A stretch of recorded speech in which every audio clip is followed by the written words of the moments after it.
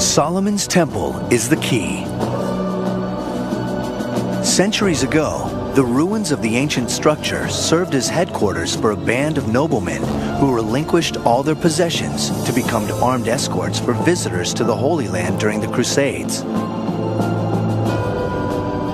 The Temple Knights, the Knights Templar. It was called a new knighthood, meaning these would be warrior monks, not merely monks who prayed all day, but not also only those who fought on the battlefield. So they began as a type of spiritual special forces for Christ, you might say. The Templars were secretive, and they became rich and powerful. But how? Solomon's Temple had been the holiest of shrines. It was a storage place for the Ten Commandments. But legend says that in the depths of the stone monument was another treasure of immeasurable value. What is the treasure? Well, some authors claim it's the Holy Grail, some say it's the Ark of the Covenant, some say it's the embalmed head of Jesus Christ, some say it's the lost writings of Jesus Christ, and of course the other one that is the hottest is that it's in fact none of these physical things, but it in fact is the secret of the bloodline of Jesus Christ. But another theory says what the Templars discovered were two sculpted columns copied in Masonic temples today. The Pillars of Knowledge. What was this secret knowledge that so empowered the Templars? There's no end to the speculation. And the Knights Templars were gaining this information under the Temple of Solomon in Jerusalem, which had been collected and gathered there from the ancient mystery schools of Egypt and Greece. And these were the ancient secrets that had been passed down since the beginning of time. The Templars' mix of secrecy and wealth fueled rumors of heresy. Stomping on the cross. Homosexual rights. Even worshipping the head of John the Baptist or the image of Baphomet, the pagan idol. The Templars were accused of blasphemy by royals like King Philip of France, who grew jealous of the Knights' wealth and influence. The King of France decided that he was going to acquire their wealth. And so on the 13th of October, 1307, the French authorities arrested all the Knights Templar that they could find in France. Historians say the Templars were destroyed. But according to some, the Knights did not disappear. Rather, they went into hiding in the ornate shrines they built across Europe and wielded their power in secret. In one account, the Templars are said to have joined forces with knights from Malta, warriors who turned to piracy under a symbol we all know today, the skull and crossbones. It's a depiction of the Templars' burial custom of severing a dead man's legs and arranging them as a cross.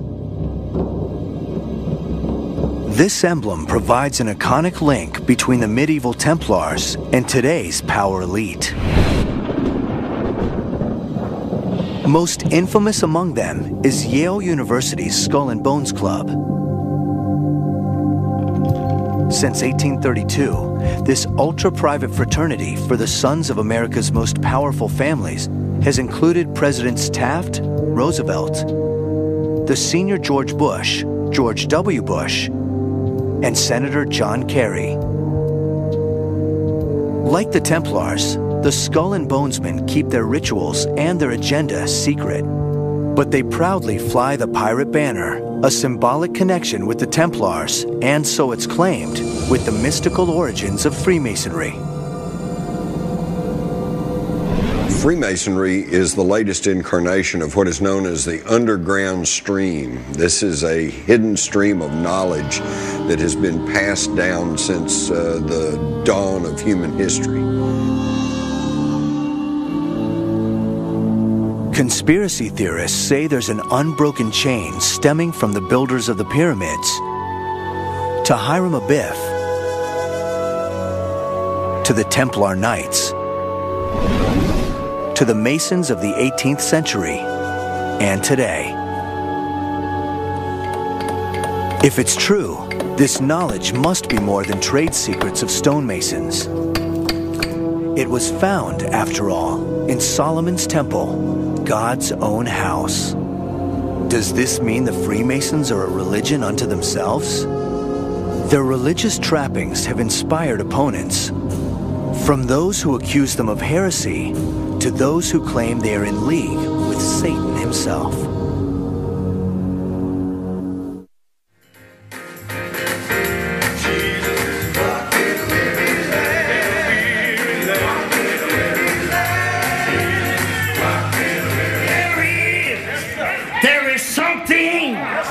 There is something waiting. I have kept the faith in this life. If you want to receive your crown, keep fighting in the name of Jesus. It may sound like a church, but this in fact is a meeting of a Masonic lodge. Like a church, all nationalities are welcome, and in recent years, women as well. But it raises a question often asked by outsiders. Are the Freemasons in reality a religion? The prime qualification for entry into Freemasonry and our Grand Lodge and the ones we're enamored with around the world is a belief in God, a belief in a supreme being. We don't define who that should be, what your religion should be, but we believe that Freemasons should have a religion and practice it. But Masonic lodges adopt some of the trappings of a traditional church. We're entering the space that is most important in Freemasonry. Central to the furniture of a lodge is the altar. On it, you will find in an operating lodge the volume of the sacred law. What does that mean? It is basically a reference to whatever holy books that the members of the lodge believe in. I am Akram Elias, a Freemason, the Senior Grand Warden of the Grand Lodge of Free and Accepted Masons of Washington, D.C. All religions are welcome, yet the teachings of Masonry itself have a religious ring. One that we hear quite often is that we attempt to make good men better. We can't make bad men good. The other one, the one that I prefer, is a peculiar system of morality. And peculiar, of course, here means unusual or special. So in a peculiar system of morality, veiled in allegory and illustrated by symbols, of which we have lots and lots and lots. So you have a situation where a symbol, let's take for example the letter G. Some people believe that that stands for God within Freemasonry. Some believe it stands for goodness, the goodness of the human spirit. Others believe it stands for geometry. And so in that way, it can mean many things to many people within the organization. I've got on my lapel pin a square and compasses, and the center of it is the letter G. And it reminds me to square my actions by the square of virtue, to circumscribe my passions and desires, and to remember that God is in the center of my life. A moral system based on a belief in God. It certainly sounds like a church, yet the Masons insist they are not. Freemasonry is not a religion, although it incorporates into its rituals many symbols and ideas and motifs that appear to have some kind of religion or religious or philosophical overtone. We're not a religion. We're not a substitute for religion. We support religion. We expect people to have a religion. You can't come in if you're an atheist or an agnostic. You must have a belief. But it is not our job to tell people what their religion should be. It's important to recognize this religious dimension and not to deny it. And it is a problem for deeply committed Orthodox Christians. Even more disturbing is Masonic lore that traces its history back to pagan civilizations.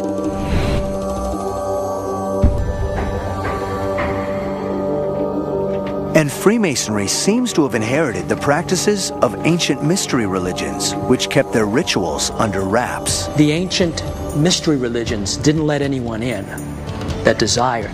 You underwent a strict test. In Freemasonry, you do as well. True Mason understands the deep meanings of the legend of Hiram Abiff, of the common gavel, of the apron, of coming to newness of life. Being, as we say, born again, yet Jesus is missing. And for many outsiders, this is a problem. Masonry is certainly a religion, and it has every aspect. It's certainly much more ornate than most Protestant churches. It's a religion of secularism, essentially. As a Christian, I do believe in the one universal creative force. The Masons call it the great architect of the universe. It's the universal mass mind, which pretty well qualifies as God. But is this supreme architect the God of the Bible or someone else? I maintain that you cannot be an informed Mason and a Christian at the same time without being in some kind of rebellion against God. It's a conflict between Jesus Christ and Satan. This fanciful claim is supposedly proven by Masonic references to pagan Egypt.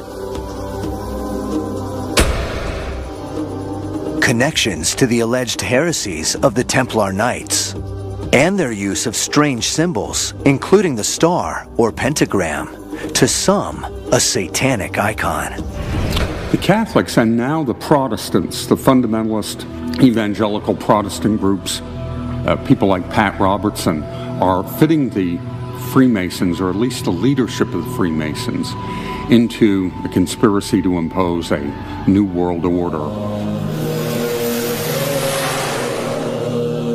Is all the talk of harmless rituals and wholesome values just a smokescreen for something darker? Some point to moments in history where the Masons have been accused of monstrous acts. And one of them involves the most notorious mass murderer of them all. Is history made in secret? The pyramids, Solomon's Temple, the Templar Knights. Is there a link between these and other historical landmarks forged by the Freemasons? Are they more than builders? Are they the architects of an ancient conspiracy to control the world? At first glance, they appear innocuous, a social club that encourages brotherhood, community, and personal improvement. But is this a facade for something more sinister? Time and again, shocking murders have been blamed on the Masons, and some say they are warnings to those who challenge the power.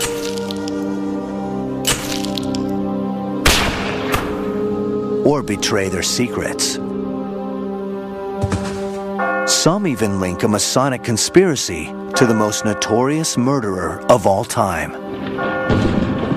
I suppose one of the areas where we have and continue from time to time to be brought into conspiracy theory is the Jack the Ripper saga.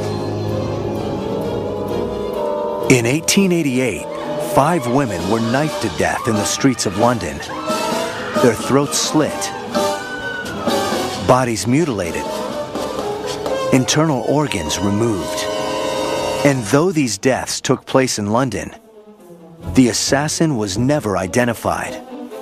For a few conspiracy theorists, the methods of Jack the Ripper point to the Masons. At 1:44 a.m. on the 30th of September 1888, the body of Catherine Eddowes was found in a corner of Mitre Square.